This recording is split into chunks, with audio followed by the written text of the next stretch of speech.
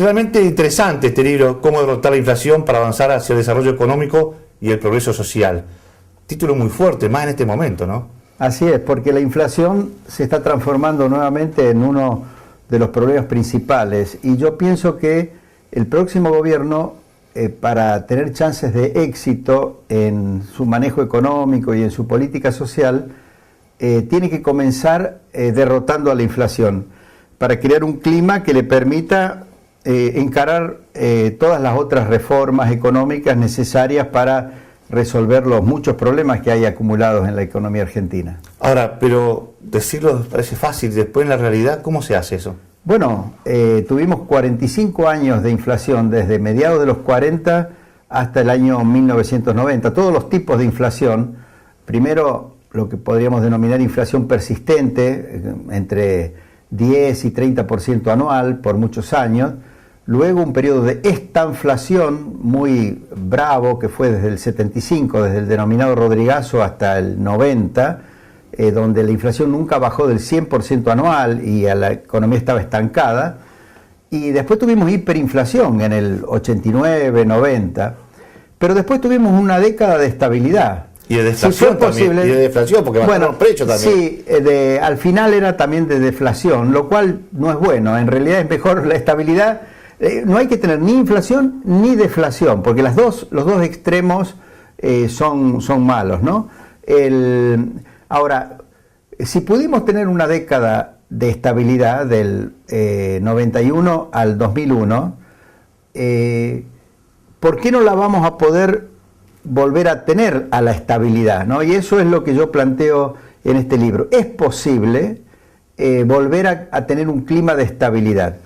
Hay que evitar que sea un clima de deflación, porque la deflación trae otras complicaciones. Por ejemplo, la deflación normalmente va de la mano de la recesión. Ahí está el tema. Y de la desocupación, o sea que eso hay que evitarlo. Pero el punto de partida tiene que ser eliminar la inflación, que es el flagelo que tenemos el en este momento. Así es, que trae muchas consecuencias muy graves. Y a medida que se va acelerando la inflación, si no se encuentra la forma de erradicarla como la erradicamos en el año 91, la única herramienta que hay, aparentemente, para frenar la inflación es aumentar las tasas de interés y políticas monetarias restrictivas. Pero eso acentúa el clima recesivo, y por eso es que se tiende a extender en el tiempo este clima de estanflación que tenemos ahora. Entonces, ¿qué es lo que yo planteo en el libro? Algo que solo puede hacer un nuevo gobierno. Este gobierno, lamentablemente, en el próximo año y medio no lo puede hacer. Es anunciar una reforma monetaria que a la gente le haga ver que se va a limpiar a la economía de inflación hacia el futuro, y hacer los anuncios de política económica que respaldan esa estrategia, e influir en las expectativas de la gente, que la gente se dé cuenta que eso se va a lograr, y entonces empiece a comportarse como lo hacen las economías y la gente en las economías estables. Ahora, ¿quién puede hacer eso? Un gobierno creíble. Sí, y ese es el problema que tiene el actual gobierno, que ya cometió tantos errores, dilapidó tanto una bonanza que vino de afuera, de los precios de la soja y cosas que llegaron desde el exterior en beneficio de Argentina, y este gobierno las despilfarró. Además, toda la inversión que se había hecho en materia energética, por ejemplo en los 90, también este gobierno la despilfarró.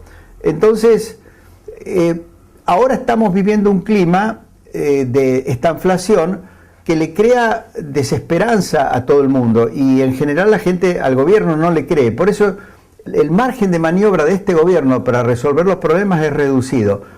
Pero la elección del año próximo, y que se instale un nuevo gobierno el 10 de diciembre del 2015, crea una oportunidad para que ahí sí, bien preparado, el nuevo gobierno ponga en marcha un plan como el que yo planteo en este libro. Pero este plan que habla de sincerar tarifas, porque, a ver, bueno, el próximo gobierno va a tener que tomar medidas muy duras. Lo tiene que tomar al comienzo de su gestión, porque después se dedicó al poder. Así es.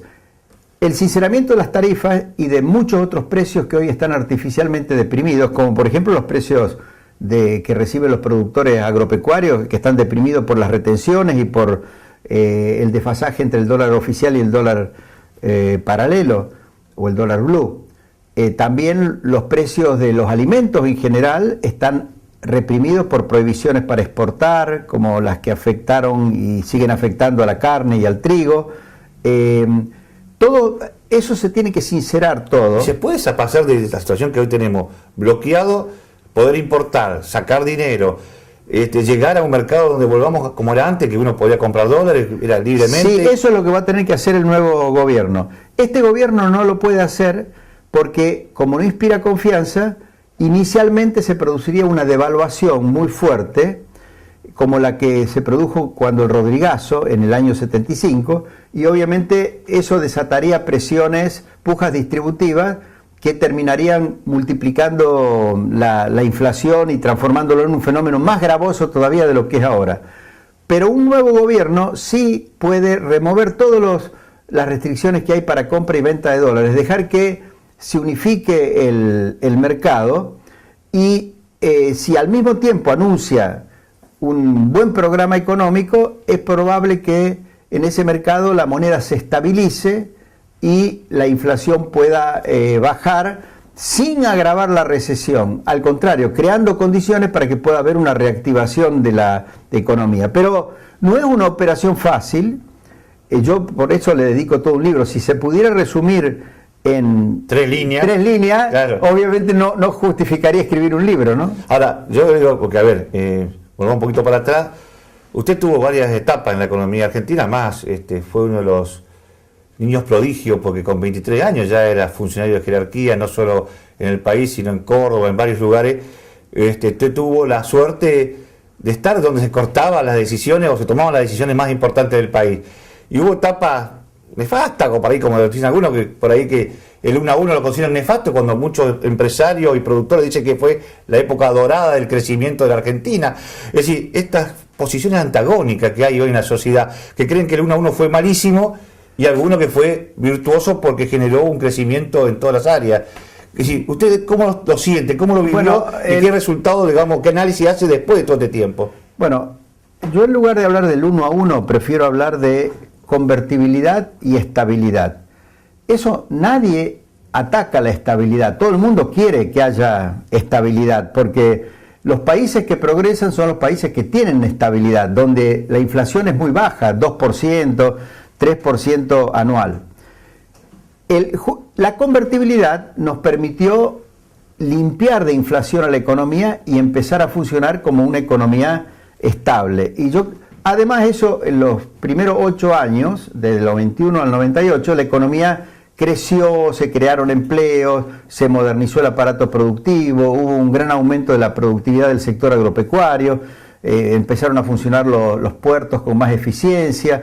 Todo eso redundó en beneficio, se dejó atrás la crisis energética que había a fines de los 80, porque se instalaron muchas centrales de generación eléctrica, se exploró y explotó el gas, el petróleo, y el país pasó a tener una capacidad productiva en materia energética que solo había tenido en la época de Frondizi y después no la había tenido por varias décadas.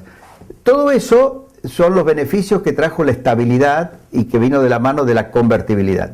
Ahora, el 1 a 1 fue un mecanismo inicial para que la gente entendiera bien que se buscaba la estabilidad.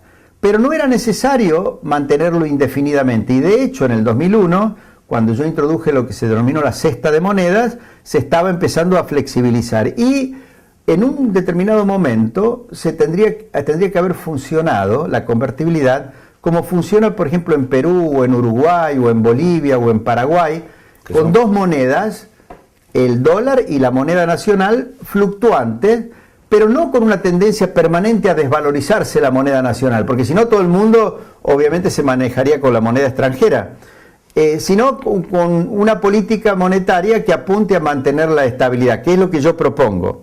Lamentablemente, en lugar de eso, en el año 2002, en medio obviamente de una crisis muy severa que había en la economía argentina y que tenía su origen en excesivo endeudamiento, y si quiere después hablamos de ese tema, pero en medio de esa crisis, para resolverla, el gobierno de Duhalde decidió lo que se llamó la pesificación. La pesificación fue que toda la gente que tenía dólares en los bancos le dijeron, no, usted ahora lo que tiene es pesos. Por cada dólar, 1,40 pesos. Pero resulta que, claro, la gente se desesperó por recomponer sus activos en dólares, salió a comprar dólares y el precio del dólar se fue a 4 pesos. Claro. Entonces, los que tenían dólares en los bancos perdieron prácticamente el 66% del valor de sus tenencias de dólares, de sus ahorros. Esa fue una barbaridad que reintrodujo la inflación en la economía y reintrodujo la desconfianza en el peso. A ver, doctor, el tema también benefició a muchas empresas que estaban endeudadas, porque una cosa era ayudar a los que tenía una casa que debía $100.000 y especificarlo era darle una solución a este tema. Eso terminó especificando 4.000 millones. También. Exacto, eso se justificaba a nivel del que tenía una deuda de $100.000. Claro, eso estaba muy bien y eso fue lo que salió en la primera ley, ¿no?, que aprobó el Congreso, y yo eso lo apoyé, me parecía bien. Lo que fue una barbaridad que después extendieran esa especificación para beneficiar a todos los deudores, incluso gente que debía $1.000 millones bajo ley argentina, pero que eso se hiciera a costa de que a los ahorristas se le quitaban los dólares, ¿no?, que tenía en el banco. Bueno, eso hay que revertirlo totalmente. La gente volvió a pensar que podía ocurrir una especificación forzada cuando introdujeron el cepo cambiario, porque había en ese momento de nuevo $15.000 millones de la gente en el sistema bancario. Cuando ponen el cepo y dicen no se pueden comprar ni vender dólares en el mercado oficial, la gente dijo, uy, a ver si ahora los dólares que tengo en el banco me los quitan y me los devuelven en pesos al tipo de cambio oficial. Entonces la gente volvió a retirar los dólares de los bancos. Uno que tiene manejo de comercial, una vez decía, te pago con dólares. Y yo decía, no, dame peso, porque perdían el cambio. Claro. Hubo una época del gobierno kirchnerista donde la gente no quería los dólares, quería el peso, porque estaba cuando después bajó de 4 a 3, que se estabilizó en 3, sí. La gente no quería dólares. Claro. Pero cuando se puso el cepo ahí se convirtió todo de vuelta. Por supuesto. No quiero más el peso, quiero dólares. Ahora, ¿por qué pusieron el cepo? Porque desde el año 2007 en adelante, como el gobierno entró a forzar que las tasas de interés que le pagaban a los ahorristas estuvieran por debajo de la inflación y mentía sobre la inflación, los más avispados, no el pequeño ahorrista, sino la gente que se maneja con muchos millones de dólares, empezaron a comprar dólares y a mandarlos al exterior, porque se dieron cuenta que después iba a venir el cepo y toda esa gente sacaron millones y millones de dólares. Se habla de más de 200.000 millones afuera, ¿no? Bueno, exacto. Acá yo lo explico en el libro, y lo expliqué en el libro Estanflación en el 2008. Yo en el 2008, cuando todavía nadie hablaba de que podían poner el cepo, yo dije, ojo, que desde el año anterior, 2007, están saliendo una cantidad de dólares de Argentina de la gente que se da cuenta que este sistema no puede durar y que apuesta a que va a venir un periodo estanflacionario. Esa gente va a sacar muchos dólares que se los va a vender el Banco Central y después va a haber un momento en que el Banco Central va a poner el cepo. Eso está escrito en el año 2008 en mi libro Estanflación. Yo lo reproduzco en este libro. Sacaron un montón de dólares. Después el gobierno dijo, no, voy a prohibir que sigan sacando dólares. Pero cuando se prohíbe que la gente compre dólares, aparece el mercado paralelo y es peor, que es la situación que tenemos ahora. Ahora, además, muchos precios de bienes y servicios tienden a guiarse por el dólar paralelo, no por el dólar oficial. Los únicos precios que siguen guiándose por el dólar oficial son los de los exportadores, porque no tienen otra alternativa que vender y con retenciones encima.